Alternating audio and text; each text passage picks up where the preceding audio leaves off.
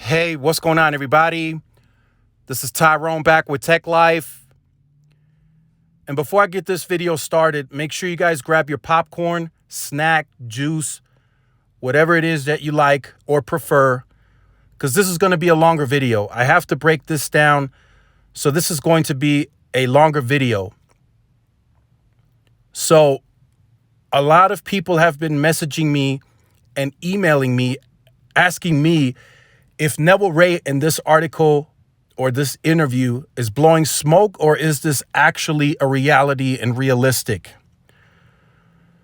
So I want to break this down very detailed. So one, Neville Ray is in his position because he is the face of the network. He will always stretch the truth, always, 100% of the time. He will never tell you how it really is because he's trying to sell a product. He's trying to sell the public that they have the best network, and of course investors and shareholders as well, that they will have the best network and they will remaining having the best network throughout the entire 5G era. That is his job. So yes, he will stretch the truth. He's not always going to be 100% honest. He can't, in his language that he uses, in his wording, he can't give anyone the slightest idea that Verizon and AT&T may close that gap. He will always have to speak in a language that leaves T-Mobile miles ahead of the competition. So I will read off the title, and this is another great article from Sasha Segan. He sat down, he had the interview with Neville Ray. T-Mobile, our mid-band 5G domination has just begun. Again, wording is insane. They're pretty much telling you it's a wrap. T-Mobile is going to have the lead, and that's just that. So I want to briefly start off with my first point.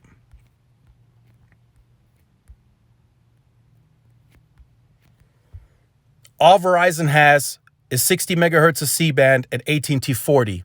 And he states that throughout the remainder of, next year, all of 2022 and all of 2023, they'll be stuck at that 60 and 40 megahertz. Again, he's not elaborating. He's not telling you the full story here. Now, in regards to C-band, he is correct. The blocks B and C do not clear until the end of 23. What he doesn't tell you, and he doesn't talk about, Verizon has CBRS that they will utilize. They have licensing in some markets 40 megahertz, in some 30. Now, I know that's not at a nationwide scale, but part of that license, there are still unlicensed licensing of that spectrum to use as well. Verizon is already tapping into it. It's being utilized. That's another form of mid-band. Now, I know what you're going to say. It's lower power. I get that. That's why Verizon has specific use cases for it, such as indoor solution and millimeter wave.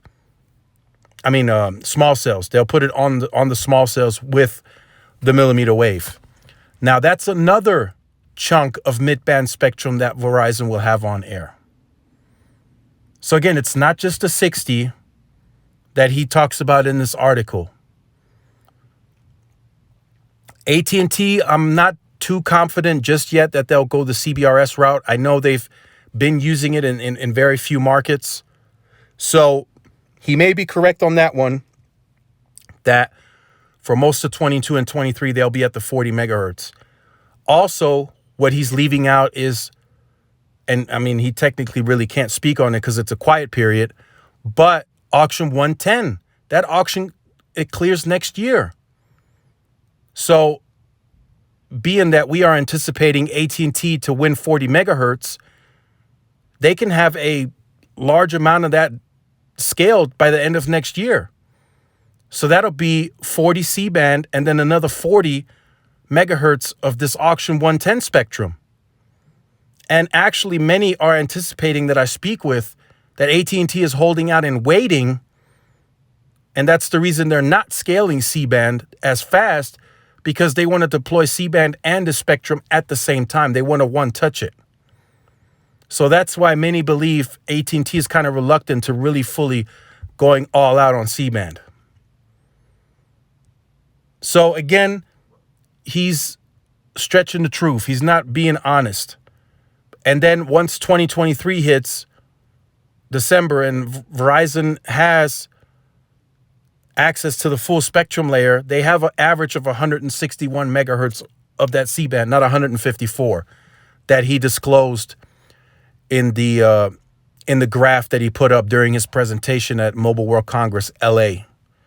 It'll be 161 plus the CBRS, and then plus if they win Spectrum in auction 110.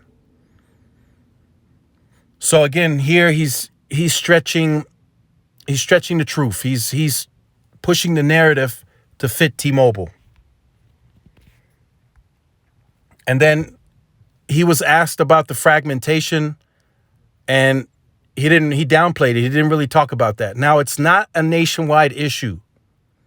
I'll give him that. It's more on a county level. There are some counties, or quite a bit of counties, where the spectrum is fragmented. It's just you can't do 100 megahertz contiguous until the leasing is fixed, until they can fix it with whoever's leasing that spectrum. Could that happen? Yes. I'm being told on the back end T-Mobile is working the deals, but the fact that they're publicly just putting it out there that, hey, we'll have 100 megahertz end of year and 200 by, the end of 23, he's not really telling the truth 100%. Some counties will be left out as it stands right now. So keep that in mind, that they won't be able to get there contiguously, but they can aggregate to get there. So either way, they can still get there, but it's not necessarily one single channel that he's going to be able to get to that spectrum amount. So another thing Sasha asked him was, is the situation with the backhaul accurate? Many are out there saying that you're not pushing your backhaul to the maximum or more to get faster speeds on the 80 megahertz and such. And so, again, they talked about the owner economics, about leasing versus owning fiber. Neville says 90% of his network is leased. He admit to it, and he did state that it's the same thing. According to him, there is no real difference. It's either you pay for the fiber, or you pay to have the fiber deployed, and then you get to save that money at a later part of down the line. It's a longer term investment as they pay for the fiber being deployed to the sites and to the C-RAN and the small cell, and then they can deploy, of course, faster speeds because now they own that fiber. So he was asked by Sasha Segan if that's going to be a problem down the line in terms of him pushing higher peak speeds. He says no. He says most of his urban backhaul is 10 gig backhaul. He disclosed that during the interview. Now, as he says that, I immediately checked in with a few people, and they're telling me right off the bat, if that was the case, we would already be seeing 1.4, 1.5, 1.6 gigs in some of the urban environments, and we haven't seen that throughput yet.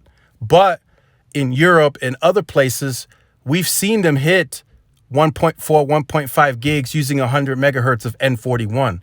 So again, is he stretching the truth? He may as well be stretching the truth once again. Could we potentially see that type of backhaul increase? Sure, maybe down the line. Maybe it's coming soon. Maybe he's waiting for December when Verizon launches their C-band and AT&T, and they push a higher throughput. So again, he may be stretching the truth, and more than a little. So temper your expectations for now. That's why I made this video. That's what the channel is here for. Again, he has to push a narrative. He has to position the company, tell a story in a certain way. And oftentimes he has been caught pushing a certain narrative that is stretching the truth just a little, or more than a little. So again, it was a really, really good interview, and I will leave this article in the description so you guys could check it out. But upon reading this interview, just remember, temper your expectations, remain level-headed, and then also take into consideration what I say in this video.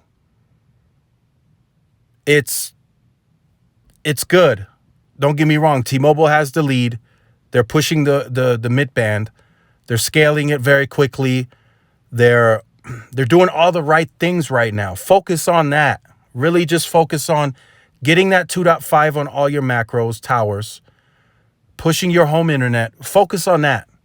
Don't focus on the other stuff too much. You have the lead right now. Make sure you maintain it by actually doing the work and not by just talking. Verizon and AT&T are going to launch their C-band in December no matter what Neville says. And we're going to end up seeing the performance on that spectrum that we're going to see.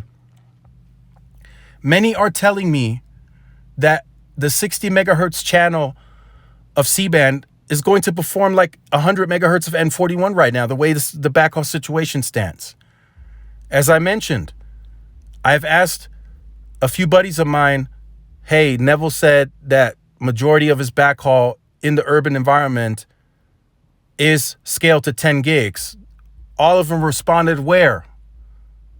We just haven't seen it. We have seen tests out of Europe that have 100 megahertz of N41. I retweeted one the other day, 1.4, 1.5 gigs. We have not seen that on T-Mobile yet, unless millimeter wave was involved. It has not come straight from N41. So again, as you guys see it and check out the article, make sure you temper your expectations, you stay level-headed. He is trying to sell a network. He is trying to sell a brand, and he's trying to change your perception. So keep that in mind. I hope the video wasn't too long. I had to make it into 2 parts. I got a phone call. So make sure you stay tuned to the channel. There'll be more updates. We'll work through the rest of this year. We'll get to seeing the results of Auction 110 and who, what, where, and when. You know, in terms of the winnings, we'll know what carrier won what and where. We'll know that. I predict end of December, if not early January. We'll know. So definitely stay tuned to the channel. Make sure you like, share, subscribe, follow all of my social media outlets for more updates and interactions. Thanks again for watching. I'll see you in the next one. Peace.